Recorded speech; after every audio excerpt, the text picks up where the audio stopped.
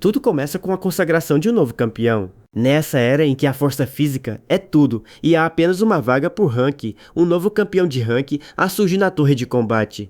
Para alcançar o topo e virar um símbolo de força, vários guerreiros obstinados partem em direção a essa gigantesca torre. Mesmo os que já conquistaram a torre fazem questão de exibir sua violência e poder para todos. O campeão pensa que as lutas oficiais simplesmente não são bastante para ele. A cena muda para um local de obras abandonado, onde um vento forte sopra levantando poeira. O guerreiro intimida um jovem franzino e manda ele segurar as manoplas de treino imediatamente. O garoto assustado segura o equipamento de treino. Logo em seguida, é atingido por um golpe que o arremessa para longe. O agressor ri e debocha, dizendo que bater em pessoas é bem mais divertido do que treinar em manoplas de verdade. Esse jovem machucado é Suyeo, um garoto comum que é humilhado e chamado de fracassado pelo rival. Nesse momento, Homem de Terno aparece avisando que o treino matinal do jovem mestre já foi suficiente por hoje. Eles completam dizendo que seria melhor o herdeiro treinar com profissionais em vez de perder tempo com fracos. O jovem mestre agarra o cabelo de Yo e o ameaça, dizendo que algo ruim vai acontecer com o pai dele se ele não voltar amanhã. Yo se sente como um brinquedo de tortura e ainda precisa ouvir ameaças de invasão ao ginásio de seu próprio pai. Para piorar a situação, um cachorro enorme e feroz é solto da jaula bem na frente do garoto, como esse monstro cabia dentro daquela gaiolazinha. O valentão simplesmente dá a ordem para o cão atacar e pegar o jovem indefeso de uma vez. Os agressores caem na gargalhada, enquanto assistem ao pobre garoto correr desesperado para salvar a própria vida. Suyo corre sem parar e se questiona, angustiado, o motivo de ser capaz apenas de fugir das situações. Ele continua forçando o passo e acelerando o ritmo para tentar despistar o perigo que o persegue. Exausto e ofegante, o jovem finalmente consegue despistar o animal e recuperar o fôlego por um instante. Como sempre foi fraco, a única coisa que ele podia fazer era treinar as pernas, para conseguir fugir cada vez melhor.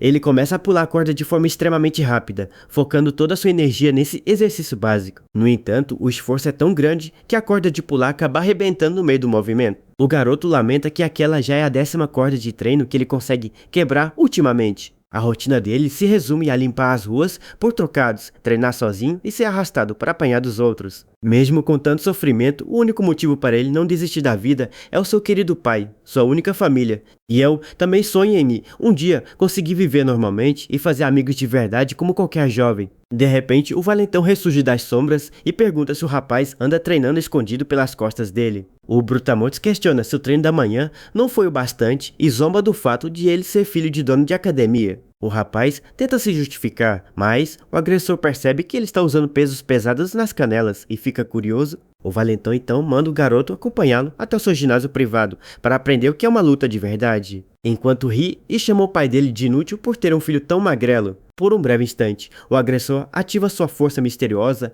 com um sorriso cruel estampado no rosto. Em vez de ficar com raiva da ofensa ao seu pai, o jovem se sente enojado por ter cogitado aceitar aquela proposta. Pouco depois, os dois já estão posicionados dentro de um ringue, cercado por espectadores ansiosos. O valentão gaba-se de ter árbitros profissionais ali, já que ele faz parte da Associação de Super-Humanos. Equipado com luvas de boxe azuis, Yo encara o adversário enquanto o árbitro se prepara para começar. O juiz questiona se deve mesmo lutar, pois o poder do herdeiro pode matar, mas o supervisor manda continuar pelo crescimento dele. O jovem percebe que aqueles homens de terno e chifres são os guarda-costas da influente agência do governo. Numa sociedade onde a força é a lei absoluta, ter o apoio desse órgão do governo garante proteção total a ele. O juiz diz para Yo que ele pode desistir se a dor for insuportável, pois ali não há como escapar. Sem outra escolha, Suyo levanta a guarda e tenta se preparar mentalmente para o terrível combate. Assim que o apito soa, um soco devastador voa em direção ao rosto do jovem com uma velocidade assustadora.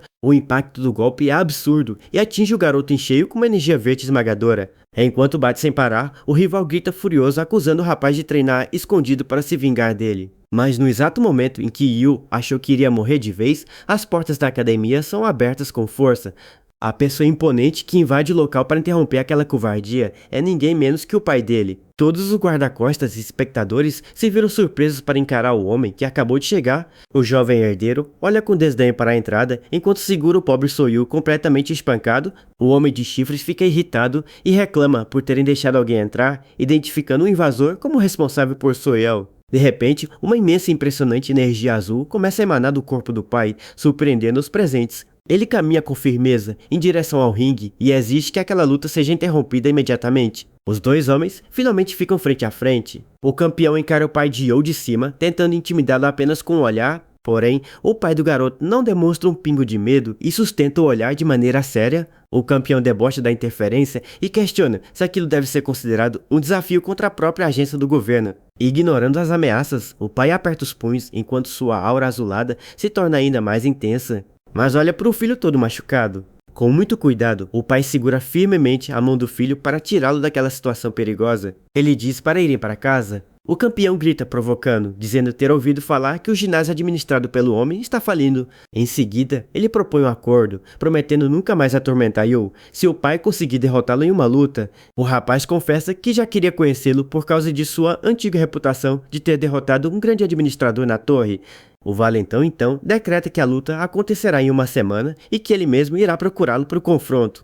E assim um duelo decisivo entre o pai de Yo e o campeão é marcado, tendo em jogo a própria liberdade do jovem. Mais tarde naquela noite, ou no pequeno ginásio da família, o pai pergunta por que o filho escondeu que sofreu agressões, e Yo responde triste que nada poderia ser feito para evitar. O pai fica indignado e pergunta se o garoto realmente tem uma consideração tão baixa pelo próprio pai. Yo apenas chama seu pai. O garoto se vira para o lado e confessa, com muita tristeza, que ele também queria muito ter sido forte para se defender. O homem decide sair do quarto, deixando o filho descansar um pouco mais. Já no corredor escuro, o pai não consegue mais segurar a dor e começa a chorar em silêncio pelo sofrimento do filho. De repente, o pai chama a atenção de Yo novamente e pede para que eles conversem de maneira franca. Os dois se sentam lado a lado em um banco do ginásio, cercados pela quietude do local de treinamento. O pai começa a falar, admitindo com amargura ser apenas o dono de uma academia falida e sem nenhum cliente. Ele revela que nunca ensinou o garoto a lutar, porque não queria vê-lo arriscando a própria vida em combates mortais. Mas a expressão de Yo muda completamente quando o pai indica que as coisas podem ser diferentes a partir de agora. O homem estende uma luva de boxe azulada, que brilha levemente com uma misteriosa energia espiritual. O pai explica que aquelas eram suas antigas luvas, usadas antes de ele perder a força devido a uma grave lesão no coração. Ele incentiva o filho a parar de fugir e promete ajudá-lo a ficar forte, e Yo aceita o presente. O garoto pergunta preocupado sobre o duelo contra o campeão, mas o pai tenta tranquilizá-lo, dizendo que ficará tudo bem. Ele se afasta devagar e reforça que haverá um árbitro oficial supervisionando a luta para garantir sua segurança. Brincando com a situação difícil, o pai sorri e diz que vai protestar caso o juiz tente favorecer o jovem campeão de má fé. Enquanto observa o ginásio vazio, o homem confessa ao filho que tem um orgulho imenso do garoto que ele se tornou. O pai agradece do fundo do coração por Yo ter aguentado firme e sobrevivido a todos esses momentos difíceis. Uma semana se passa rapidamente e chega finalmente o tão aguardado dia do confronto decisivo. O pai de Yo aparece em choque. O homem questiona a algazarra logo cedo e exige que aquele bando de invasores saia imediatamente do seu quintal. O jovem campeão sorri e responde que não conseguiria dormir de tanta ansiedade para enfrentar um lutador tão lendário. Ele avança com um olhar sedento por combate e exige começar a disputa naquele exato momento. O pai do garoto apenas reforça as regras do trato, exigindo que o rival nunca mais encoste um dedo em seu filho caso perca. Porém, o jovem mimado desdenha do acordo e diz que se contentaria em usar o garoto apenas como saco de pancadas às vezes. O pai fica em choque e irritado quando o adversário revela que João andava treinando secretamente por pura vingança. O campeão exibe um sorriso maldoso e diz que está apenas ajudando o garoto a realizar seu grande desejo de se fortalecer. Percebendo que o oponente nunca teve a intenção de cumprir o trato, o homem entende que ele veio apenas pelo prazer de lutar. O campeão provoca dizendo que foi até lá com o único objetivo de dar uma surra impiedosa tanto no pai quanto no filho. Sem perder tempo, os dois avançam ferozmente um contra o outro, iniciando um violento e estrondoso combate físico. O campeão consegue desferir um golpe certeiro carregado de energia verde, atingindo o pai de Yo em cheio. O impacto do ataque é tão poderoso que racha o chão e destrói parte da estrutura ao redor. O pai cospe sangue e se desespera ao perceber que não pode falhar, pensando a todo momento na segurança de seu filho. O arrogante adversário sorri com desdém e se pergunta de forma sarcástica como um homem ainda consegue se manter de pé. Ele desfere outro soco devastador, aproveitando a fraqueza do oponente para castigá-lo ainda mais. O campeão observa friamente o sofrimento de Soo Chae-wong, o determinado pai do protagonista. Ele segura o ataque do adversário sem esforço e zomba, questionando se aquela força patética era tudo o que ele tinha. Xiu tenta resistir à terrível dor enquanto seu braço é pressionado de forma brutal pelo jovem mestre. A violência da agressão é tanta que o pobre homem acaba cuspindo ainda mais sangue devido ao grave ferimento. Mesmo sendo brutalmente dominado, o pai continua mentalizando o filho e se recusa a se dar por vencido. De repente, os olhos do pai brilham com uma fúria avassaladora enquanto ele repete para si mesmo que precisa resistir. No último esforço heróico, ele reúne suas forças e acerta um soco direto que pega o campeão totalmente de surpresa. Com um grito de fúria, ele jura que irá proteger o filho a qualquer custo enquanto libera toda a energia que lhe resta. Ele avança desferindo um golpe carregado com sua brilhante e poderosa aura azul diretamente contra o oponente. Uma colossal onda de choque explode no ringue, levantando poeira e destruindo os escombros ao redor com o impacto. O campeão apenas bloqueia o ataque e sorri de forma sádica, dizendo que o combate finalmente começou a ficar divertido. O rapaz prepara seu golpe de misericórdia, acumulando uma imensa quantidade de energia verde destrutiva em seu punho. O pai, exausto e sem forças para desviar, apenas encara o perigo iminente com resignação e cansaço. O assustado juiz da partida tenta intervir gritando para pararem, sabendo que um ataque daquela magnitude seria fatal, mas o cruel campeão simplesmente manda o árbitro sair do caminho e o afasta com um empurrão violento. Em seguida, ele acerta o soco final com força total, descarregando toda a sua fúria contra o debilitado homem. O juiz caído no chão observa a cena completamente chocado e sem conseguir fazer nada para impedir a tragédia. O olhar de Sheo Wung vai perdendo o brilho lentamente enquanto ele desaba diante da força avassaladora do inimigo. O vencedor limpa o sangue de sua mão e debocha dizendo que aquele golpe foi o julgamento perfeito para um fracassado. O corpo inanimado do pai de Yo cai pesadamente no chão poeirento diante dos olhares frios dos espectadores. Ele fica estirado no chão, cercado por uma poça de sangue que se espalha rapidamente pelo ringue improvisado. Os homens da associação observam o corpo e comentam com total frieza que o homem morreu, demonstrando decepção. O jovem campeão apenas sorri vitorioso ao escutar barulhos de tosse fraca vindo dos escombros próximos. Para a surpresa de alguns, Soyo começa a se erguer lentamente usando as velhas luvas azuis de seu pai. Tossindo bastante por causa da poeira e dos ferimentos, o garoto se força a ficar de pé em meio à destruição. Com lágrimas nos olhos e sangrando muito, ele olha desesperado para o corpo sem vida de seu querido pai. O chefe com chifres comenta que já se divertiram bastante e ordena que se livrem logo de Yo também. Ele aponta de forma cínica que havia árbitros profissionais supervisionando tudo naquele momento no local. Assim, ele conclui friamente que toda a situação será registrada apenas como uma morte acidental durante uma luta. O campeão se aproxima do garoto machucado e ordena friamente que ele suba logo no ringue de uma vez por todas. Ele zomba ainda mais, mandando o rapaz lutar também para vingar a morte trágica de seu pai ali mesmo. O supervisor de chifres debocha, dizendo que a culpa é do pai fraco, que não teve capacidade de proteger o próprio filho. E Yu se lembra de que, no meio daqueles monstros gigantes, as costas de seu pai pareciam mais acolhedoras que tudo. Ele percebe que seu pai também devia estar com muito medo naquele momento, assim como ele próprio estava. O maldoso campeão continua provocando, dizendo que até mesmo o falecido pai devia sentir vergonha do garoto. Mas Yo recorda com carinho das palavras doces de seu pai, dizendo que sentiu um orgulho enorme dele. O garoto abaixa a cabeça por um instante, enquanto tenta conter a imensa fúria que começa a crescer dentro de si. Repentinamente, os olhos de Soyo brilham com uma intensa chama azul de puro poder espiritual acumulado. O árbitro trêmulo posiciona o apito na boca e anuncia de forma tensa que a nova partida está prestes a começar. Assim que o sinal é dado, Yo avança com uma velocidade inacreditável, que deixa um rastro de destruição no chão. Ele salta alto no ar cercado por raios azuis, deixando o adversário completamente em choque com tamanha rapidez. O arrogante campeão arregala os olhos ao perceber que não consegue sequer acompanhar os movimentos rápidos do rival. No ar, o garoto avisa que aquelas pernas velozes foram exaustivamente treinadas a vida toda para escapar de covardes como ele. Suyeol desfecha uma voadora espetacular diretamente contra o rosto do arrogante campeão. O oponente geme de dor enquanto rola desajeitadamente pelo chão com um forte impacto que acabou de sofrer. Furioso, o valentão se levanta reclamando que o apito inicial ainda nem havia tocado e jura que vai matá-lo ali mesmo. Yo respira com dificuldade, mas sorri de canto e diz para o rival fazer o que bem entender contra ele.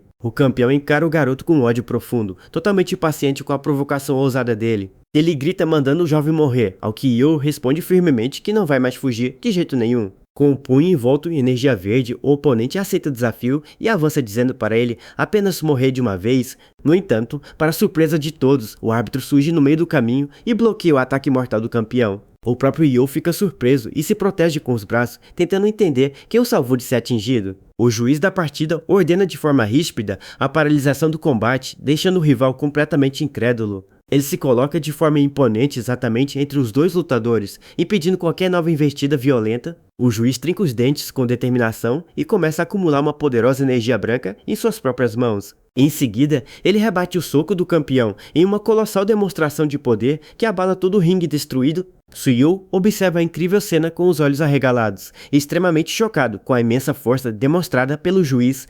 O homem de boné permanece firme à frente do garoto, emanando uma presença intimidadora que assusta até mesmo os inimigos. Suando frio, o jovem campeão dá um passo para trás e se pergunta assustado que tipo de monstro está enfrentando. O supervisor de chifres da associação esbraveja e exige saber por que o árbitro resolveu interferir no combate por conta própria. O juiz responde friamente que já chega, afirmando que uma luta contra o filho do desafiante nunca fez parte do combinado deles. O garoto mimado racha o dente de raiva e grita perguntando com que direito aquele simples funcionário se atreve a se intrometer. Ele retruca com autoridade, lembrando a todos que um confronto oficial deve ocorrer estritamente entre apenas dois atletas. O campeão avisa de forma arrogante que, embora ele esteja ajudando na carreira dele, ele não passa do filho do diretor da agência. Ele também se vangloria de ser o combatente mais jovem de toda a história a conquistar o cobiçado rank A da torre de combate. O jovem grita furioso, batendo no peito e afirmando que ele é o único e verdadeiro campeão supremo dali. Diante do Shiriki, o homem de boné aponta para o próprio peito com calma e responde simplesmente que ele é o juiz supremo. Com uma postura inabalável, o árbitro aperta o punho e se prepara para fazer valer as regras do combate na marra. O irritado campeão decide partir com tudo para cima do juiz, que nem se mexe e apenas aguarda o ataque com calma. Os dois começam a trocar golpes extremamente rápidos, criando uma série de impactos barulhentos pelo ringue. Os empresários da associação assistem àquela cena em comum com rostos suados e expressões de total espanto de longe.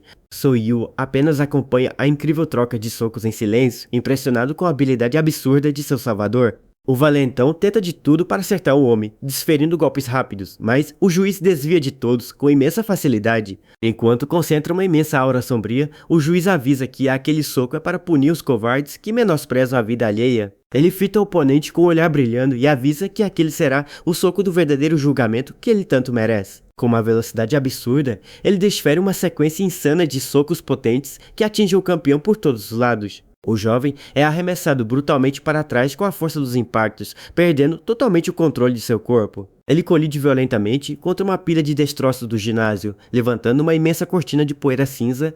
O homem ajeita as próprias luvas com calma e declara, usando de toda a sua autoridade legal sobre a disputa oficial. Ele explica que, pelas regras de que apenas dois lutam, a partir de agora o confronto passa a ser oficialmente entre ele e o campeão. Ele sopra o apito de forma imponente, decretando de maneira definitiva a mudança drástica de oponentes naquela disputa.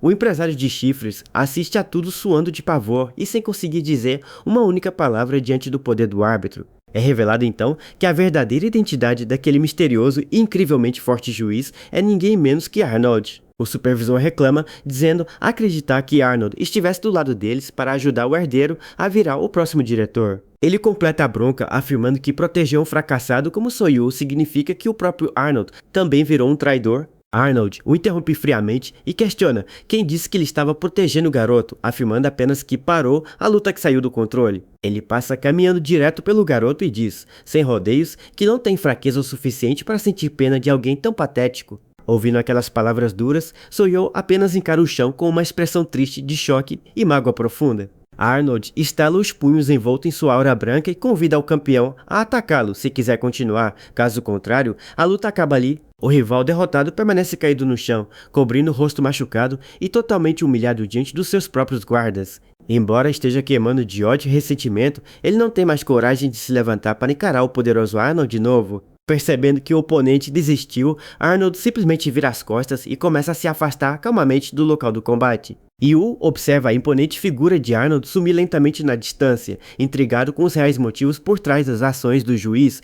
Porém, o jovem campeão reativa seu poder e prepara mais um soco carregado de energia verde contra o juiz. Ele abre um sorriso sádico e avisa que se recusa a encerrar a luta, chamando Arnold para mais um round de combate. Arnold não se intimida nem um pouco e responde com total tranquilidade que aceita continuar se esse for o desejo dele. Ele assume sua postura clássica de combate e ergue a guarda de forma extremamente focada e determinada. O oponente o fita de maneira atenta, tentando prever qual será o próximo movimento daquele misterioso oponente. No entanto, Arnold permanece completamente em silêncio, sob a sombra de seu boné, sem esboçar nenhuma emoção. O jovem campeão começa a suar frio diante do imenso mistério e da postura intimidadora do seu experiente adversário. Ele arregala o olho cheio de raiva e nervosismo, tentando compreender de onde vem toda aquela pressão opressora. O oponente se pergunta mentalmente o que é aquilo ao ver a mão de Arnold envolta em uma fumaça negra de energia pura. Totalmente confuso e assustado, o jovem não consegue desviar o olhar da figura ameaçadora que se aproxima dele. Ele admite para si mesmo que, após lutar em inúmeras batalhas pelo título, o que ele sente ali por instinto é apenas um profundo e paralisante sentimento de medo, algo que ele nunca havia experimentado antes em sua vida. Vendo o perigo que o garoto corre, o supervisor de chifres da associação puxa rapidamente uma arma de fogo de seu terno. Um disparo estrondoso ecoa pelo ginásio enquanto o homem de chifres atira sem hesitar para interromper o combate. Ele ordena que todos parem, admitindo surpreso que nunca recebeu relatórios dizendo que um simples árbitro seria tão forte. O homem sorri friamente e diz que ele resolver aquela situação difícil usando uma arma de fogo será muito mais rápido e fácil. Nesse instante, todos os outros guarda-costas de terno também sacam suas armas, apontando diretamente contra o juiz. O chefe acusa Arnold de agir por sentimentos pessoais e exige que ele prove de qual lado realmente está naquela disputa. Ele ameaça Arnold, lembrando que todos os juízes que tentaram ajudar os fracos no passado tiveram finais extremamente trágicos. O homem completa avisando que, se Arnold ousar defender o jovem Yu mais uma vez, o próximo tiro será disparado contra ele. Su-Yo observa a situação tensa e reconhece que Arnold é muito forte, mas teme pelo que pode acontecer a ele agora. O garoto pensa consigo mesmo que odeia ver pessoas se machucando por sua causa, sabendo do perigo real daquelas armas. Com muita determinação, Su-Yo se força a levantar do chão, mesmo com o corpo dolorido e cheio de hematomas. Em uma atitude heróica, ele caminha para frente e se posiciona corajosamente bem diante do imperturbável juiz. O garoto abre os braços para proteger Arnold, demonstrando que está disposto a encarar os vilões para salvar seu protetor. Io grita para os capangas atirarem de uma vez nele e exige que poupem Arnold, pois ele não tem nenhuma relação com o caso. O campeão aponta a arma e ironiza, dizendo que o garoto tenta agir como se fosse forte, mas na verdade está tremendo de pavor. O jovem Yo olha para suas próprias mãos trêmulas e admite que está assustado por ser um ser humano normal, de carne e osso. Ele completa dizendo que, diferente daquele psicopata que mata sem remorso, ele é apenas uma pessoa comum com sentimentos reais. O rival apenas concorda de forma fria e irritada, dizendo que seu humor hoje está péssimo e ordena que Yo morra logo de uma vez. Sem demonstrar qualquer hesitação ou piedade, ele posiciona o dedo no gatilho e começa a pressionar para disparar. Um estrondoso estampido de tiro ecoa novamente no ginásio, enquanto a bala mortal viaja velozmente pelo ar, em direção ao garoto. Os outros guarda-costas de terno acompanham o mestre e abrem fogo ao mesmo tempo, criando uma verdadeira chuva de tiros. Ciente de que não tem como desviar, o jovem espreme os olhos com força e se prepara psicologicamente para o pior. De repente, Arnold agarra o garoto pela gola da blusa e salta rapidamente para o alto para fugir de todos os disparos. O experiente árbitro aterrissa no chão com facilidade após o salto, protegendo com segurança o garoto indefeso. Ele fita Su-Yo com seriedade e dá um conselho ríspido, avisando o jovem de que desistir da luta significa a morte. Ele questiona irritado se o garoto não dá valor à própria vida, lembrando que morrer ali significará o fim absoluto de tudo para ele. Em seguida, Arnold arremessa o rapaz com cuidado para longe da linha de tiro, garantindo que ele fique em um local seguro. Solitário no campo de batalha, o juiz se prepara para enfrentar essa araivada de projéteis que voam em sua direção. Arnold foca toda a sua atenção nas balas de chumbo que se aproximam, mostrando uma concentração quase sobre-humana. Ele desfere uma série ultraveloz de socos no ar, gerando potentes ondas de choque capazes de repelir a ameaça. O oponente observa de longe com os olhos arregalados, extremamente chocado com a absurda capacidade defensiva de Arnold. Com total calma, o experiente árbitro simplesmente abre a mão e deixa todas as balas esmagadas caírem inofensivas no chão. O rapaz de cabelos longos perde totalmente a paciência e ordena que todos os capangas ataquem Arnold juntos de uma vez. Ele afirma irritado que voltar para casa derrotados por um mero funcionário seria uma humilhação inaceitável para a orgulhosa agência. Obedecendo a ordem direta de seu jovem mestre, todos os guarda-costas avançam de forma agressiva em direção ao juiz. Arnold fita Yo rapidamente e avisa de forma séria que aquela é a última oportunidade perfeita para o garoto fugir dali. No entanto, com os olhos brilhando com uma nova determinação, Su-Yo se nega terminantemente a fugir de cabeça baixa. Arnold permanece em silêncio por um breve instante, visivelmente surpreso com a coragem repentina e inesperada do garoto. Arnold aceita a decisão corajosa de Yo e diz para ele prestar muita atenção em tudo a partir de agora. Ele completa dizendo que aquelas brutamontes são exatamente o tipo de oponente que o garoto precisará derrotar no futuro. Suyo escuta atentamente o conselho valioso, enquanto foca seu olhar na batalha, que está prestes a começar bem na sua frente. Sentindo uma forte determinação, o coração do garoto começa a bater acelerado, com a emoção do momento. Sem perder tempo, Arnaldo avança de maneira implacável contra o primeiro grupo de guardas da associação. Com uma facilidade inacreditável, ele arremessa vários adversários pelos ares com seus golpes potentes.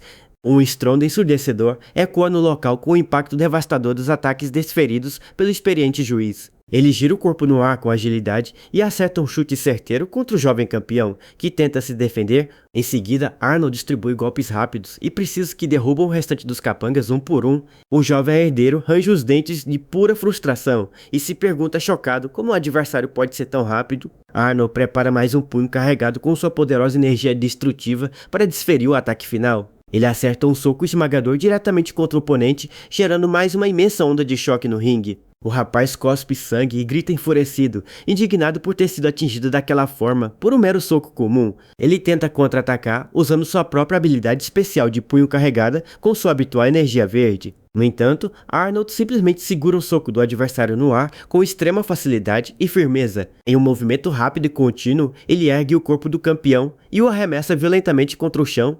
O oponente despenca desajeitadamente no solo duro, perdendo completamente o equilíbrio. Após o contra-ataque, o forte impacto cria uma imensa nuvem de poeira e detritos que cobre toda a área central da batalha. Com o combate sob controle, Arnold se vira calmamente para Soyu e o chama para conversar. O supervisor de chifres debocha, questionando se a decisão de não fugir significava apenas se esconder atrás do juiz. Para a surpresa de todos, o garoto usa as técnicas que acabou de observar para agarrar e neutralizar as correntes do inimigo. O supervisor grita ameaçadoramente, avisando que qualquer um que desafiar a poderosa associação será caçado sem nenhuma piedade. Mas Yo ignora a provocação e foca apenas em executar com precisão o mesmo movimento que viu Arnold fazer antes. Concentrando uma brilhante energia azul em suas próprias pernas, o garoto prepara uma rasteira extremamente veloz. Com uma técnica impecável, ele consegue arremessar o enorme homem de terno por cima de suas costas com maestria. Caído no chão, o supervisor fica completamente horrorizado ao perceber que o garoto aprendeu a técnica apenas de olhar.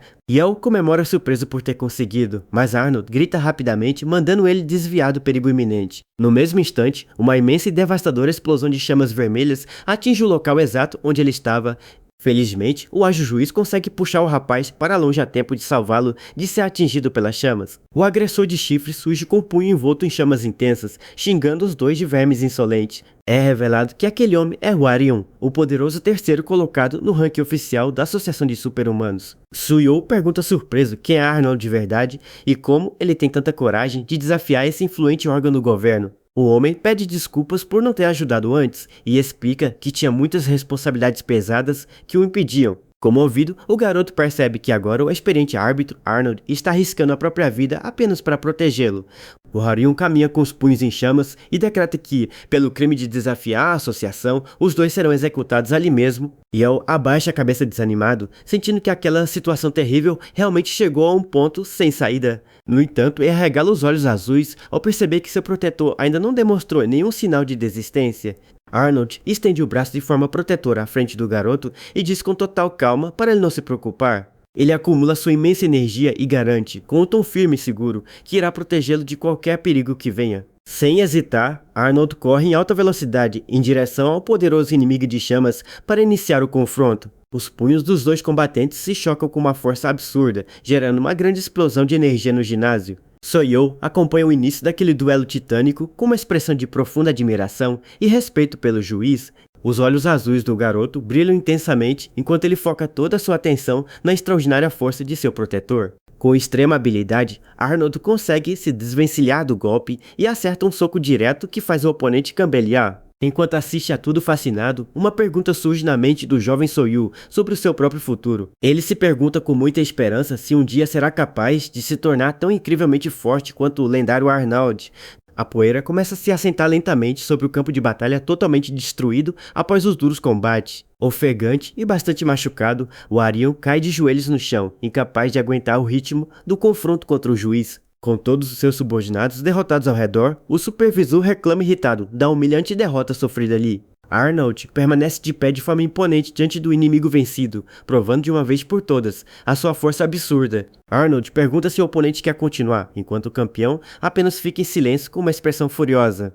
O campeão grita irritado que a culpa é toda de Joe e que nada disso teria acontecido se um lixo como ele não existisse. Ele continua insultando o garoto, dizendo que, para começar, como ele nasceu com os genes de lixo, é apenas natural que ele apanhasse dos outros. E Joe grita de volta chorando e pergunta como aquilo poderia ser culpa dele. O campeão fica surpreso e sem palavras ao ver a reação do garoto. Joe diz que o campeão tinha tudo, desde habilidades incríveis e apoio até o título de campeão. Ele questiona o que o vilão tanto odiava nele, sendo que ele era alguém que não tinha absolutamente nada. O campeão o chama de covarde e reclama por ter sido atacado quando estava completamente sem energia. O garoto admite que sabe muito bem que apanhou até agora simplesmente por ser fraco.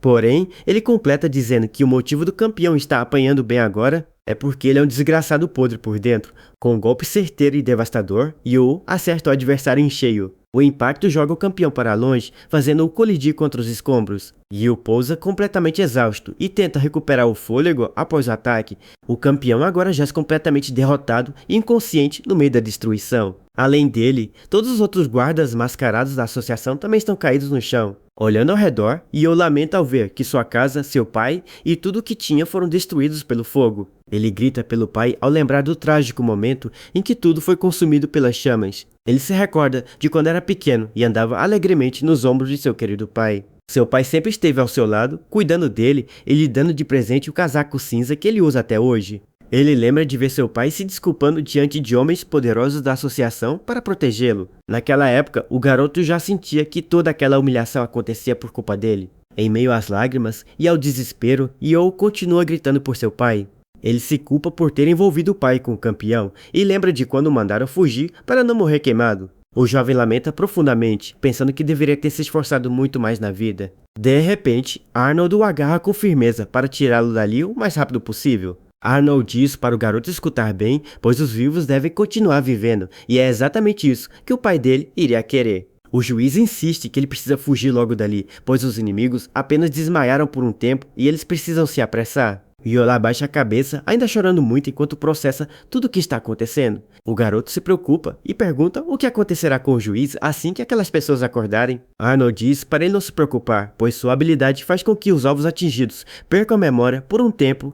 Ele explica que usou esse golpe especial em cada um dos guardas da associação que enfrentou. No entanto, Arnold revela que o terrível risco de usar essa técnica é que ela encurta drasticamente sua vida e acelera seu envelhecimento. Em outra parte das ruínas, Harry começa a se levantar lentamente com uma expressão confusa. Ele resmunga com dor e se pergunta o que acabou de acontecer ali ao olhar para a destruição ao redor. O supervisor tenta entender que situação bizarra é aquela na qual se encontra. Ele percebe que sua mente ficou completamente em branco logo após o início da luta entre Soyou e o campeão. Ele nota que toda a força de guarda de Harun, encarregada de proteger o campeão, acabou sendo derrotada. O Harun se pergunta intrigado quem teria sido o responsável por nocautear tantos guerreiros poderosos de uma só vez, incluindo ele mesmo. Outro guarda mascarado chega perguntando o que aconteceu, e Harun ordena que todos os agentes prestem bastante atenção. Ele afirma com convicção que eles parecem ter sido derrotados pelo jovem Soyou. Harry conclui que o garoto herdou a força oculta do pai e ordena que notifiquem o Bureau para registrar Io na lista de alvos perigosos. De repente, ele nota algo azul caído no chão e fica bastante surpreso ao olhar mais de perto. O supervisor se abaixa e pega com a mão uma luva de boxe azul que foi deixada para trás. Ele encara o objeto em completo silêncio, tentando entender o significado daquilo. Orion observa com atenção aquela misteriosa luva de boxe azul com uma chave pendurada. Enquanto isso, bem longe dali, duas figuras caminham calmamente por uma estrada de terra. Yola agradece ao seu salvador e pergunta quem ele realmente é por trás de toda aquela força. O homem se apresenta como Arnold e revela que trabalha como árbitro oficial na famosa Torre de Combate Crown. Yu reconhece que há aquela torre gigantesca construída na cidade bem ao lado do campo, e Arnold confirma que trabalha lá. O garoto conta que seu pai também costumava subir a torre de combate, embora ele não saiba exatamente o que aconteceu lá dentro. Yu lembra que o pai não queria que ele vivesse uma vida de lutas e mortes, e por isso nunca lhe ensinou a lutar. Arnold concorda e diz que, por ter visto tantas mortes sem sentido por lá, ele também acha que aquela torre é um lugar errado. Ele explica que a torre de combate é basicamente um lugar onde as pessoas se matam para subir de rank, escalar andares e obter prêmios. No fim das contas, é apenas um local onde os mais fortes se reúnem em busca de recompensas. Sendo administrada pelo Bureau de Super-Humanos, a torre funciona tanto como arena de combate quanto como casa de leilões. É lá que ficam registrados diversos itens raros que não podem ser comprados de nenhuma forma com dinheiro comum. Coisas raras, como a coroa única, asas místicas e livros antigos de leis, são prêmios saqueados secretamente da sociedade pelo Bureau. Arnold revela algo ainda pior, contando que até mesmo pessoas já foram registradas como recompensa no local.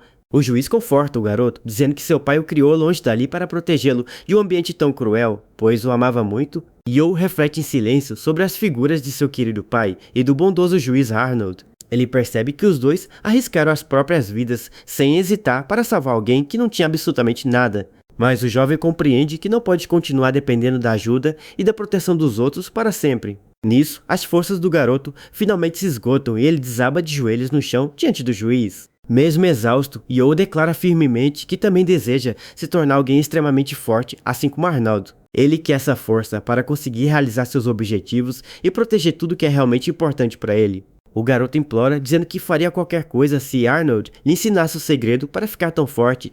Ele pergunta como pode se tornar perfeito assim, mas Arnold rebate de volta, questionando se realmente parece perfeito para ele. O garoto fica surpreso e confuso com a resposta inesperada do experiente juiz. Arnold permanece em silêncio por um instante, com uma postura cansada e pensativa. O juiz aponta para suas próprias rugas profundas e para seus cabelos brancos que começaram a cair.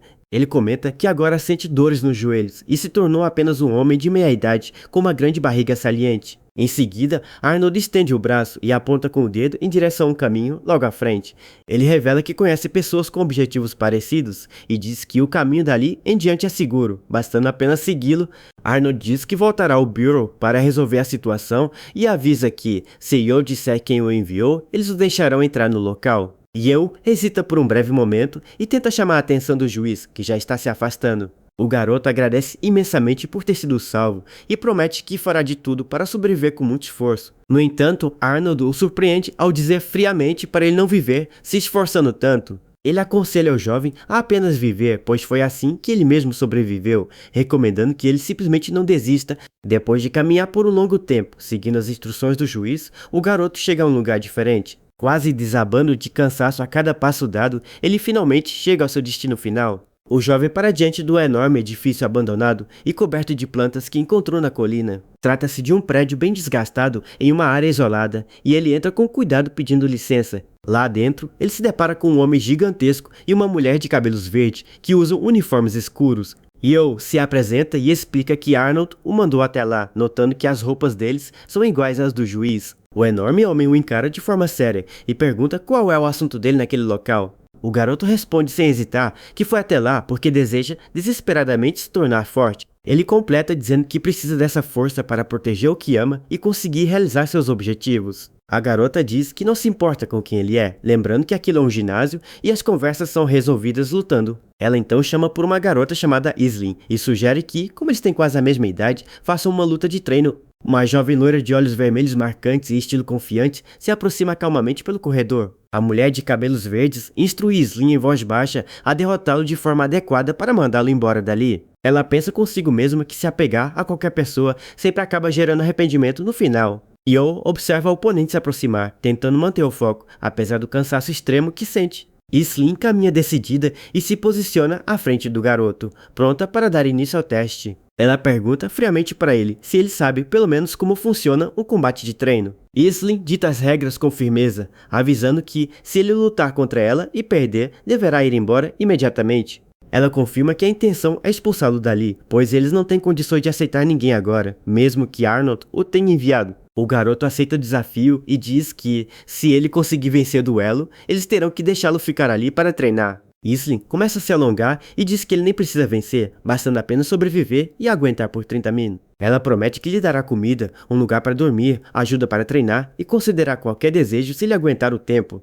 Porém, ela avisa com um olhar penetrante que se ele perder, terá que sumir dali imediatamente. Yo se prepara totalmente determinado e diz que está pronto para começar o desafio. Com extrema agilidade, Islin avança rapidamente e desfere um forte chute que faz Yo recuar. O impacto do ataque é violento e joga o garoto para trás com muita força. Ela pousa com total tranquilidade no chão e já declara que a disputa acabou por ali. Islin avisa que aquele ginásio é demais para ele e manda o garoto se apressar para ir embora do local. No entanto, Yo se recusa a desistir e começa a se levantar lentamente do chão. O garoto cerra seu punho fachado com força, demonstrando que ainda tem determinação para lutar. Mesmo bastante machucado e ofegante, ele assume novamente sua postura de combate. Ele repete com firmeza que quer se tornar muito forte, exatamente igual a eles. Mas Islin avança de novo e o arremessa violentamente contra o chão mais uma vez. O forte impacto gera uma enorme onda de poeira e destrói parte do chão do ginásio. Ela diz que se ele realmente quer ficar forte, também existe a opção de procurar outro ginásio que combine mais com ele. Ela avisa de forma sincera que, se ele continuar insistindo nisso, vai acabar se machucando gravemente. Islin começa a se afastar, mas sente um movimento atrás dela e olha por cima do ombro. Ela fica completamente perplexa ao ver a obstinação sem limites do garoto. Yao se levanta mais uma vez e se prepara para o combate. Mesmo todo quebrado, de longe, os outros dois membros do ginásio acompanham a cena em silêncio absoluto. Islin se pergunta mentalmente como ele consegue continuar se levantando após receber golpes fortes, o bastante para nocautear qualquer um. O garoto diz que já enfrentou caras muito piores antes, deixando Islin bastante surpresa. Ela aceita o desafio e manda ele aguentar aquele próximo ataque também, desferindo um soco poderoso. Vários sons de golpes pesados ecoam repetidamente por todo o prédio do ginásio. Ofegante, a garota para por um momento e se pergunta quanto tempo já se passou desde o início. De repente, o pé de Yo atinge o solo com firmeza enquanto ele tenta se equilibrar de novo. Islin mal consegue acreditar que ele está se levantando novamente diante dela. Ela percebe que os socos dele agora estão extremamente fracos e leves, como a pluma devido ao cansaço. Com facilidade, Islin segura o braço dele e o derruba no chão sem precisar fazer esforço. Ele cai de cara no chão, completamente indefeso sob o olhar sério da oponente. Ela pergunta se ele realmente quer ficar forte e diz que já viu pessoas como ele centenas de vezes antes. Islin diz que a maioria usa a força para intimidar os fracos e pergunta qual a garantia de que ele não faria o mesmo. Yo permanece em silêncio por um breve instante, deitado no chão frio. Em seguida, ele nega chorando baixinho e revela suas verdadeiras intenções. O garoto confessa que, na verdade, não está desejando se tornar alguém absurdamente forte. Ele grita chorando que apenas quer viver e que só desejava ter uma vida feliz, mas as coisas não deram certo. Ele explica que passar a vida apanhando, fugindo e perdendo pessoas queridas é um destino difícil demais para aguentar. Com um último suspiro de determinação, ele agarra a perna de Islin e a surpreende. Ele declara com todas as forças que não vai desistir, mas acaba desabando inconsciente logo em seguida. O silêncio toma conta do local enquanto o garoto permanece imóvel no chão. Islin fica de pé ao lado dele, observando o jovem desmaiado com uma feição pensativa. A respiração do garoto vai se acalmando lentamente à medida que ele repousa. O homem gigante corre rapidamente na direção deles e avisa para tomarem bastante cuidado. Uma imensa coluna de pedra desaba repentinamente bem em cima do local onde Yu estava caído. Felizmente, o grandalhão surge a tempo e segura o enorme pilar de pedra com as costas para protegê-lo. Yo agradece ao Salvador com uma voz fraca e diz estar muito aliviado com a ajuda. Ele completa dizendo que fica feliz de saber que ninguém acabou se machucando ali. Islin observa a cena em silêncio, visivelmente tocada pela atitude altruísta do rapaz. A garota de cabelos verdes confere seu relógio para verificar o andamento do desafio. Ela anuncia em voz alta que a disputa acabou, pois os 30.000 regulamentares já se passaram. A instrutora de cabelos verdes manda Islin pegar o garoto, limpá-lo de seus ferimentos e colocá-lo para descansar. Algum tempo depois, o silêncio reina novamente no desgastado prédio do ginásio. Yo finalmente acorda e se depara deitado confortavelmente em uma cama dentro de um quarto simples. Ele olha para o próprio corpo cheio de curativos e se pergunta confuso onde exatamente está. Islin abre a porta do quarto e diz que ele finalmente acordou, explicando que cuidaram de seus ferimentos e o puseram na cama.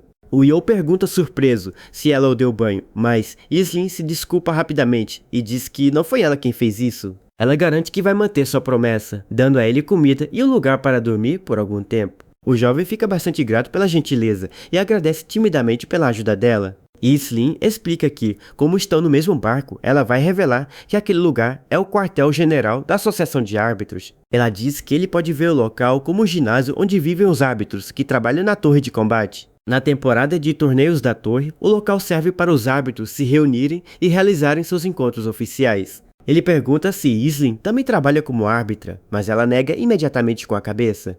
Islin conta que, assim como o garoto, ela também foi resgatada pelos árbitros há muito tempo.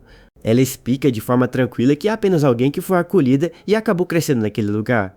Islin pergunta se ele é mesmo filho de Seo Wong e diz que ele, se for, ele com certeza vai reconhecer aquilo. Ela mostra um cartaz oficial que traz o desenho da icônica luva de boxe azul de seu falecido pai. Ao olhar para a imagem no cartaz, Yo arregala os olhos azuis em completo estado de choque.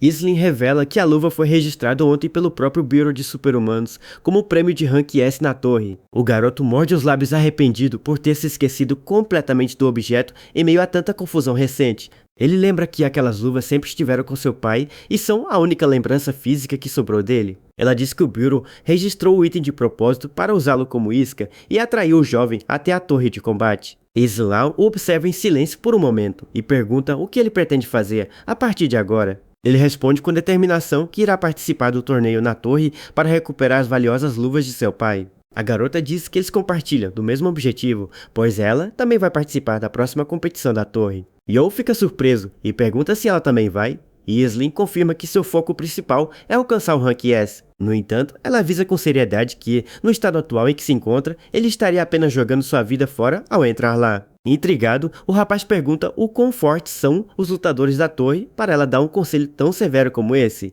Islin pergunta se ele conhece a força do juiz Arnold e revela que existe um lutador lá capaz de matar instantaneamente alguém daquele nível. Yo engole em seco ao lembrar do quão incrivelmente poderoso e impecável Arnold se mostrou durante o combate. Ela acrescenta que a existência desse terrível monstro é o real motivo pelo qual eles não podem lutar abertamente contra as injustiças. Islin reforça que o campeão que ele derrotou é apenas um entre muitos guerreiros, pois a torre está completamente lotada de monstros. Ela mostra os pesos que ele usava e diz que treinar com aquilo é inútil, fazendo-o perceber por que sentia suas pernas tão leves. Curioso com a revelação, o rapaz pergunta o que ele deve fazer então para conseguir se preparar para a grande torre. Ela responde de forma desafiadora, avisando que a partir de agora ele irá treinar, seguindo os métodos rigorosos dela. De repente, Islin se aproxima bastante e ordena sem rodeios que o garoto a abrace com força. Totalmente surpreso e envergonhado, Yo apenas consegue emitir um som de confusão diante do pedido dela. Ele não consegue compreender por que a garota está pedindo para ser abraçada de forma tão repentina e sem explicações. Sem entender muito bem,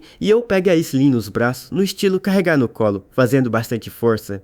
No mesmo instante, seu rosto se contrai de cansaço ao sentir um peso incrivelmente absurdo em seus braços. Incapaz de suportar a imensa carga por mais tempo, ele desaba no chão do quarto, de forma desajeitada. Ela revela que os pesos em seus tornozelos têm 100 quilos cada e avisa que, com os treinos leves dele, ele não conseguiria nem sobreviver. Para começar a mudar isso, Yo coloca peso de metal bastante pesado em torno de seus 2 pulsos. Logo em seguida, ele também prende os firmes braceletes de metal pesado ao redor de seus tornozelos. Islin dita as novas regras, explicando que ele usará os pesos a cada segundo do dia, inclusive para comer e dormir, aumentando gradualmente. Ela ressalta que o grande torneio da Torre de Combate acontecerá dali a exatamente 2 semanas. Ela avisa que o objetivo de Yo, nesse curto período, é treinar duro para conseguir erguê-la sem dificuldades. Com um olhar sério, Islin decreta que se ele não estiver forte o suficiente até lá, será simplesmente deixado para trás. Ele fica pensativo sobre a audácia do Bureau por usar a única lembrança preciosa que seu pai lhe deixou. Com os olhos brilhando de determinação, ele jura para si mesmo que com certeza vai ficar muito mais forte.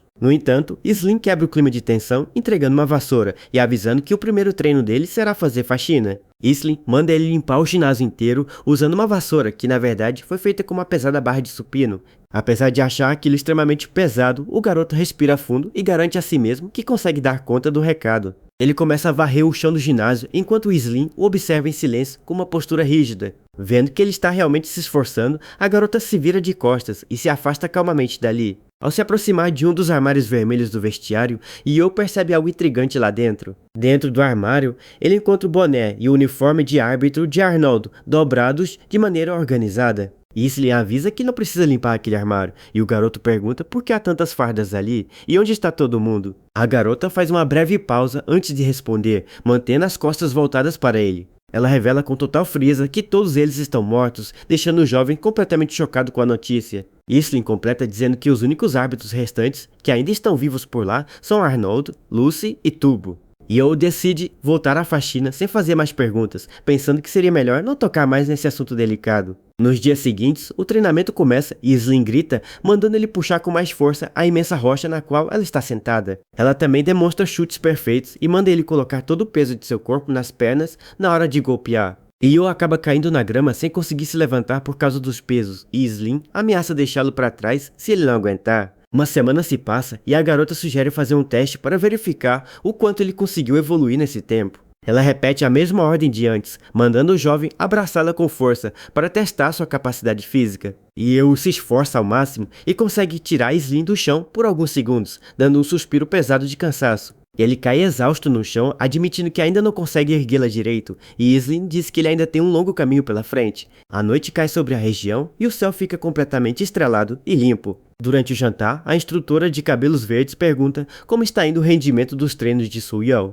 Lucy opina que é impossível ele ir para a torre de combate agora, pois, com as habilidades atuais, ele certamente morreria à toa. No entanto, ela admite que o garoto tem um coração tão bom e puro que chega a parecer bobo de tão amável. Ela aconselha Slim a não se aproximar demais do rapaz, devendo apenas ajudá-lo no treino como prometeu e manter distância. Lucy lembra que todos ali sabem a dor de perder alguém querido e avisa que a morte pode atingir qualquer um deles a qualquer momento. Tubo se vira para a garota loira e pergunta se ela também está mesmo decidida a ir lutar na temida torre. Com uma afeição bastante séria, Slim responde que já tomou sua decisão final e com certeza irá participar da disputa. Eles mudam de assunto e se perguntam sobre Arnold, mas Lucy comenta que ninguém sabe ao certo e ele deve ter seus próprios problemas para resolver. Tubo diz que vai se retirar primeiro para dar uma olhada na situação de Yo, e Lucy concorda, balançando a cabeça. Lucy se vira para ele de forma séria e diz que ele também sabe muito bem o que está acontecendo por trás de tudo isso. Ela revela com preocupação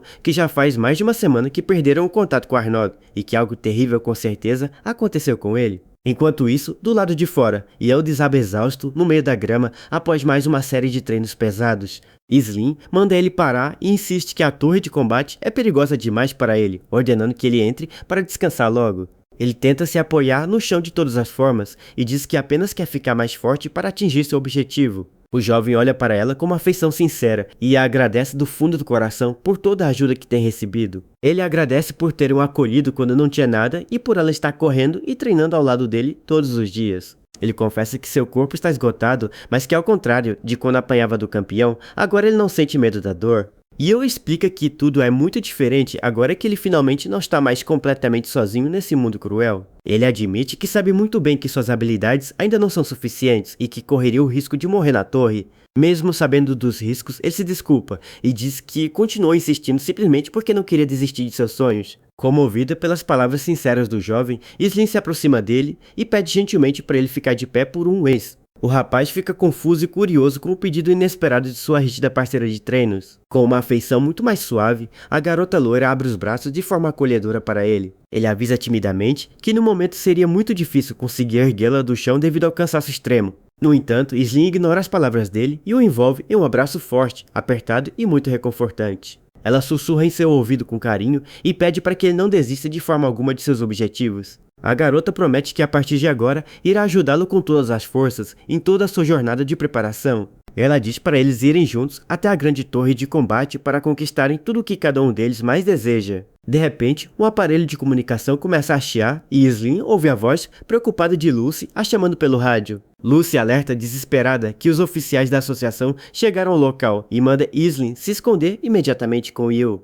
Do lado de fora do ginásio, um grupo de misteriosos guardas mascarados da associação já cerca toda a entrada do prédio. Tubo e Lucy ficam em completo silêncio, perguntando-se seriamente sobre o que teria acontecido com Arnold. Lucy vai até a porta e questiona o que os agentes do Bureau querem ali no meio da noite de forma tão repentina. O supervisor mascarado da associação lidera o grupo em completo silêncio, segurando uma misteriosa sacola preta. Sem dizer uma única palavra, o homem atira a sacola preta em direção a Lucy, que a segura rapidamente. Ela segura o misterioso pacote em seus braços, sentindo uma enorme tensão no ar com aquela visita inusitada. Ao ouvir um barulho de plástico amassando, um suor frio escorre pelo rosto da jovem de cabelos verdes. Ela olha fixamente para a sacola em suas mãos com uma expressão de profunda preocupação. O supervisor mascarado permanece imóvel, observando a reação dos árbitros com um olhar intimidador. Lucy abre lentamente a sacola plástica enquanto tenta conter seu nervosismo diante dos inimigos. Ao olhar dentro da sacola, ela se depara com os pertences pessoais do experiente juiz Arnold. Ela treme de pavor ao perceber com total clareza que aquilo ali é o uniforme oficial de Arnold.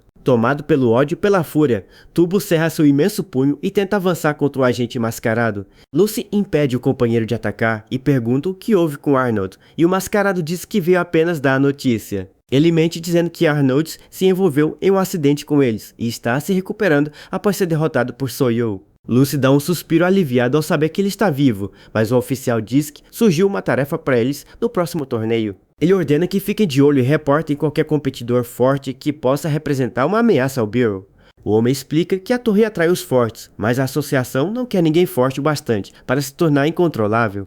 Ele destaca que os árbitros têm a capacidade de reconhecer os fortes e devem eliminar qualquer um que seja uma ameaça. O mascarado afirma que esse é o trabalho deles na torre e Lucy responde firmemente dizendo que compreendeu. Com a partida dos guardas, Tubo e Lucy soltam um profundo suspiro de alívio por terem evitado o pior ali. O grandalhão comenta aliviado que, felizmente, os inimigos parecem não suspeitar das verdadeiras intenções de Arnold. Lucy olha para o céu estrelado e se pergunta com cansaço até quando eles terão que continuar vivendo daquela forma. Enquanto isso, no quintal do ginásio, Yo avisa alegremente que terminou de lavar todas as roupas sujas. No entanto, Slim revela de forma irônica que todas aquelas peças que ele lavou eram roupas que ela ia jogar fora. Depois, ela avisa que cozinhou o arroz para ele, mas Yo percebe rapidamente que a comida está cheia de pedrinhas. Ele também termina toda a faxina do local e nota animado que agora consegue levantar a pesada vassoura com muito mais facilidade. Diante de toda a dedicação do garoto, Slim o observa com um olhar muito mais suave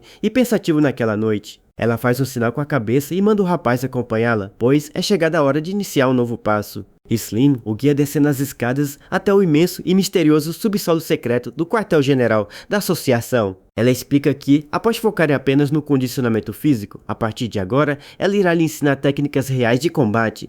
Ao ouvir aquilo, o coração do jovem Yo bate mais forte e ele foca toda a sua atenção em sua mentora. Ela explica que a força humana se divide entre a habilidade física alcançada com esforço e o superpoder que transcende o limite humano. Sem perder mais tempo, a garota loira entra em sua posição de combate e anuncia o início do treinamento prático. Yo fica confuso perguntando o que vão começar, mas de repente o imenso tubo surge, desferindo um soco em sua direção. O golpe estrondoso atinge o garoto em cheio, gerando um enorme impacto que abala o chão do subsolo. Ele cai jogado contra o solo de pedra, totalmente confuso com o ataque repentino que acabou de receber. Tubo permanece de pé diante dele, exalando uma imensa pressão física que assusta o rapaz. Mantendo sua feição séria, Slim apenas ordena friamente para que o jovem se levante logo do chão. Yo gagueja pedindo um senso para respirar, mas Tubo avança sem piedade com outro soco violento. O grandalhão consegue segurar o jovem pela gola do casaco com extrema facilidade, suspendendo-o no ar. Tubo questiona por que ele não está desviando dos golpes, e Yao admite envergonhado que simplesmente não sabe como esquivar. Ele explica que na torre de combate não dá para vencer só na base da resistência, mandando o garoto desviar em vez de receber o dano. O jovem reclama dizendo que é impossível desviar quando o oponente é rápido demais para os reflexos dele. Kellen suspira frustrada ao ver o garoto cair novamente e repete que mandou ele esquivar dos socos e não ficar apenas aguentando o impacto.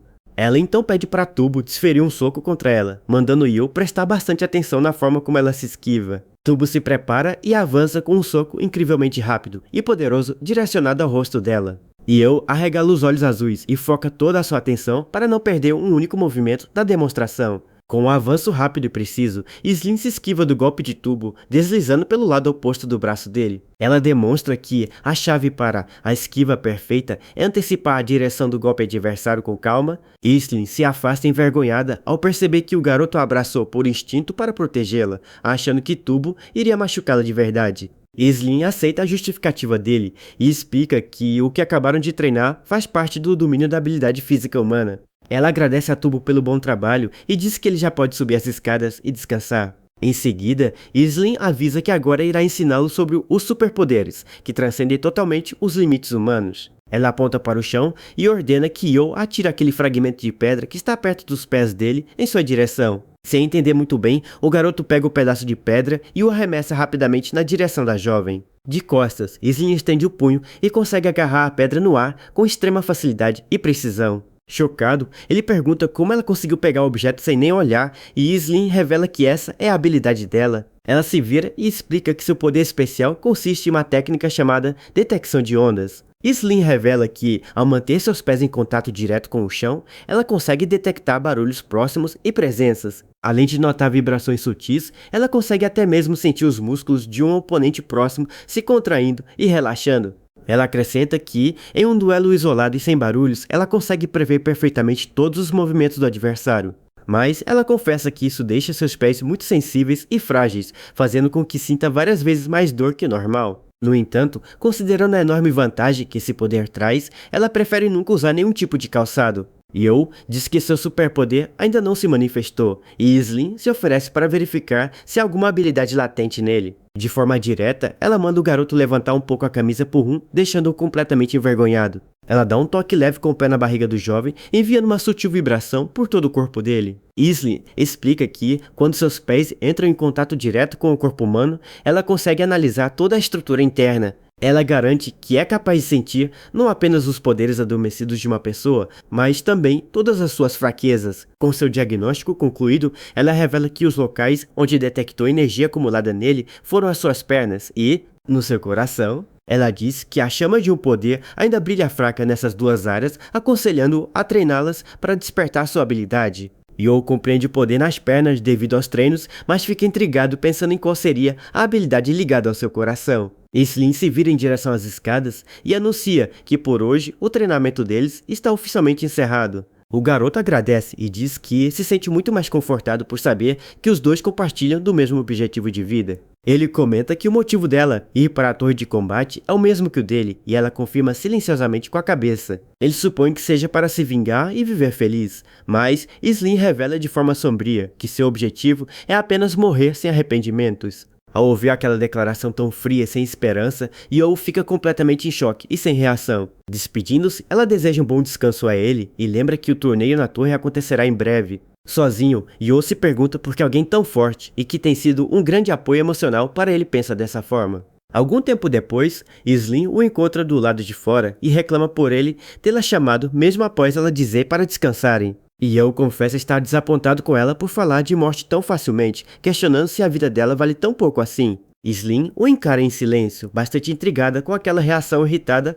vinda logo dele. Ela percebe que o garoto, que sempre se mostrou tão tímido e recuado, agora a está repreendendo com raiva pela primeira vez. Islin diz que estar pronta para morrer é o mínimo na torre e revela que as pessoas que mataram sua família estão lá dentro, restando apenas vingança. Will pergunta se a vingança é toda a sua vida e diz que, embora também queira se vingar, ele ainda deseja fazer pelo menos um amigo. Ele argumenta firmemente que viver sem nenhum outro desejo, além da vingança, deixa a vida sem graça e sem sentido demais. Após uma breve pausa pensativa, a garota pergunta em voz baixa o que exatamente seria essa diversão de que ele está falando. Yo gagueja um pouco e admite que também não experimentou muita diversão em sua vida difícil até agora.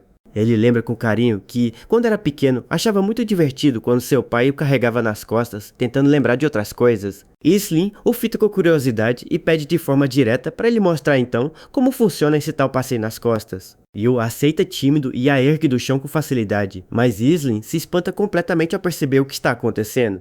Ela mal consegue acreditar que, mesmo tendo sofrido tanto no dia anterior com o peso dela, o garoto conseguiu erguê-la agora sem nenhum esforço. Ele a ajeita em suas costas e explica calmamente que basta carregar a pessoa e dar uma volta de um lado para o outro. Sob o lindo céu alaranjado do fim de tarde, Yo caminha devagar, levando a garota nas costas em meio à natureza. Pouco depois, Yo desaba ofegante na grama e brinca dizendo que já chega, pois ela é pesada demais para carregar por muito tempo. Islin solta uma risadinha abafada e muito espontânea diante da cena cômica do garoto cansado. Ele olha para ela bastante surpreso por ouvi-la gargalhar daquela forma tão sincera e bonita pela primeira vez. Sorrindo com carinho, a jovem loira o encara e diz de forma amigável que ele se parece muito com um cachorrinho. Vendo a cara de espanto do rapaz, Islin se apressa em explicar, sorrindo, que não quis dizer aquilo em um sentido ruim. Ela confessa que cachorros são seus animais favoritos porque, ao contrário dos humanos falsos, eles são puros e nunca escondem seus sentimentos. Yo gagueja e concorda com ela, sugerindo que, assim que terminarem os assuntos na torre, ela adote um cachorrinho. Ele a fita com seriedade e pede com sinceridade para que ela continue viva e não morra na grande torre de combate. Slim o encara com uma afeição muito mais leve e concorda silenciosamente com o pedido do garoto. Ela diz para ele não morrer também e faz uma promessa de que ambos voltarão vivos assim que entrarem na torre de combate. E eu comento esperançoso que, indo até lá, eles talvez possam até encontrar Arnold, e ela responde que talvez isso aconteça. Embora tente agir com bastante cuidado para não ser intrometido, o jovem confessa que tem muita curiosidade sobre a vida dela. Ele quer saber como ela foi parar ali e contra quem é essa vingança implacável que ela tanto busca realizar. Slim conta que o passado dela é parecido com o dele e lembra de quando tudo começou em um dia perfeitamente comum. De repente, a tranquilidade foi quebrada quando os violentos agentes do Bureau de Super-Humanos invadiram o local. Os invasores ordenaram eliminar os sobreviventes, alegando que a família dela tinha poderes perigosos que ameaçavam o Bureau. O Arion zombou de sua habilidade de detecção de ondas e disse que aquela família era ousada demais por descobrir a fraqueza dos super-humanos. Com total frieza, o poderoso líder desferiu um golpe violento para acabar com os sobreviventes de uma vez por todas. No entanto, uma enorme explosão de energia os atingiu, deixando o supervisor tossindo e chocado com aquele nível absurdo de força. A jovem loira lembra que o corajoso guerreiro que surgiu do nada para salvá-la em meio àquele verdadeiro massacre foi o lendário Arnold. Irritado com a interferência do juiz, o agente mascarado ameaçou reportar todo aquele incidente para o terrível Koba. Ele avisou com arrogância que, se Koba descobrisse o que aconteceu ali, todos os membros da associação seriam executados. Caída no chão, a garotinha ouviu o vilão zombar, questionando qual seria o valor em proteger criaturas tão insignificantes. Furioso com o deboche, Arnold rebateu perguntando se a vida daquelas pessoas era uma piada para ele e desferiu um forte soco. O inimigo não conseguiu sequer esboçar reação antes de ser engolido pelo devastador ataque do experiente árbitro. O impacto foi brutal e gerou uma gigantesca explosão de poeira e detritos que varreu toda a área ao redor. Arnold pousou de forma imponente sobre o terreno totalmente destruído após neutralizar cada um dos agressores. E assim, Slim foi resgatada de uma morte certa pelo bondoso juiz, mas a tragédia já havia se consumado. Infelizmente, seus pais não resistiram aos terríveis ferimentos daquele ataque covarde e acabaram deixando esse mundo. Depois disso, a garotinha foi acolhida de braços abertos pelos árbitros e acabou sendo criada dentro da associação. Contudo, o fato de Arnold ter eliminado os agentes do Bureau para salvá-la no passado acabou cobrando um preço muito alto deles. Aquela grande e nova família de árbitros com quem Slim acreditava de verdade que passaria o resto de seus dias foi sendo eliminada um a um pelos perseguidores implacáveis do Bureau, tanto dentro quanto fora da grande torre de combate. No final, os únicos que restaram de toda aquela maravilhosa associação foram apenas eles três, e o experiente Arnold. Ela conclui seu desabafo dizendo que essa é toda a triste história sobre o seu passado trágico com a associação. O rapaz ouve tudo com atenção e pergunta se o executor que ordenou toda aquela crueldade contra a família dela foi mesmo Koba. Slim confirma e diz com ódio no olhar que irá até a torre de combate apenas para arriscar o nome daquele canalha do mundo. Enquanto isso, a calada e silenciosa noite toma conta de todo o território ao redor do prédio do ginásio. No subsolo, Lucy e Tubo finalmente conseguem fazer contato por rádio com Arnold e confessam que estavam muito preocupados. Arnold pergunta sobre Suyu e Slim pelo monitor e Lucy responde que os dois estão treinando muito bem e se saíram ótimos. Ela comenta com o companheiro que os dois garotos se parecem muito e admite que agora entende perfeitamente por que ele o salvou. No entanto, a expressão de Lucy logo muda para uma feição séria, ao mudar o rumo daquela delicada conversa por rádio. Com muita preocupação na voz, ela questiona o amigo sobre quanto tempo de vida ele ainda tem após usar sua perigosa técnica. Arnold responde honestamente que seu corpo já não é mais o mesmo e confessa que esse torneio na torre de combate pode ser o seu último. Ele acrescenta que, se algum dia eles sentirem medo daquele trabalho perigoso, estarão totalmente livres para desistirem e irem embora. Lucy nega com firmeza, garantindo que eles vão permanecer ao lado dele até o final, despedindo-se e desejando sorte no torneio. Aquela modesta instalação no subsolo abandonado é, na verdade, o quartel-general oficial de toda a associação de árbitros. Trata-se de um órgão secundário subordinado ao Bureau, responsável apenas por registrar e arbitrar os combates oficiais da torre. O papel de árbitro é uma posição bem ambígua na torre, onde os fortes não têm motivos para mediar e os fracos simplesmente não conseguem. Eles vivem sob a vigilância constante do violento Bureau, onde a justiça já sumiu e eles servem apenas para manter as aparências. Mesmo com as dificuldades, eles continuam trabalhando por ser a única forma de intervir nos duelos para conseguir salvar vidas inocentes. Além disso, estar sob as ordens do Bureau permite que eles acessem secretamente o sistema de dados da associação inimiga, de forma oculta. Eles uniram forças com o intuito de derrubar o Beetle violento, vingar os companheiros perdidos e conseguir proteger todos os mais fracos. Infelizmente, com tantas perdas dolorosas, ao longo dos anos, o grupo acabou se reduzindo de forma drástica e preocupante. E agora,